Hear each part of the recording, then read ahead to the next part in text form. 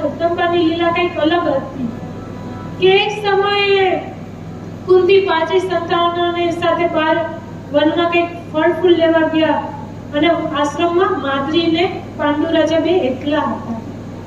એ દિવસે માદ્રીનું યૌવન છે પાંડુ રાજા કામસ્થ થયા છે.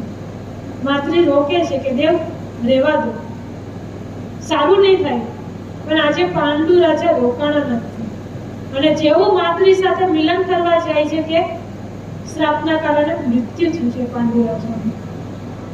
હવે માદ્રી દુખી છે. એવામાં કુંતી માતા પાછા આવ્યા, રડે છે. માદ્રી કે મારા કારણે મેં ઘણું રોક્યા પણ રોકાણા નહીં, પણ મારામાં કામસ્થ થયા તો હવે મારે આ જીવન જીવવું નથી. પોતે પોતાના પતિ સાથે સતી થયા અને ધર્મની સાક્ષીએ પોતાના બંને દીકરાને કુંતીને સોંપ્યા છે.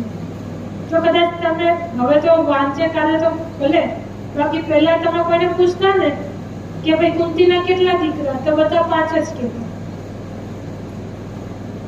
અને ઘણાને ખબર જ નથી કે નકુલને સહદેવની માતા માદ્રી હતા. એને જન્મ આપનારી માતા માદ્રી હતા. ભલે મોટા કુંતીએ કર્યા અને કુંતીએ ક્યારે 5 સંતાનોમાં ભેદ નહોતો કર્યો. જેવા યુધિષ્ઠિરને માને એવા જ નકુલને રાખ્યા.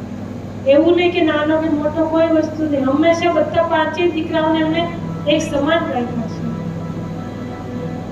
સમાચાર ઋષિઓ દ્વારા હસ્તિનાપુરમાં ભીષ્મ પાસે પહોંચ્યા કે પાંડવનું મૃત્યુ થયું છે. મંત્રીઓ સાથે ભીષ્મ આવ્યા છે વનમાં અને પાંડવની અંતિમ ક્રિયા કરી છે. સાથે માદ્રી પણ સતી થયા છે. હવે પોતાની પુત્રવધુ અને 5 પૌત્ર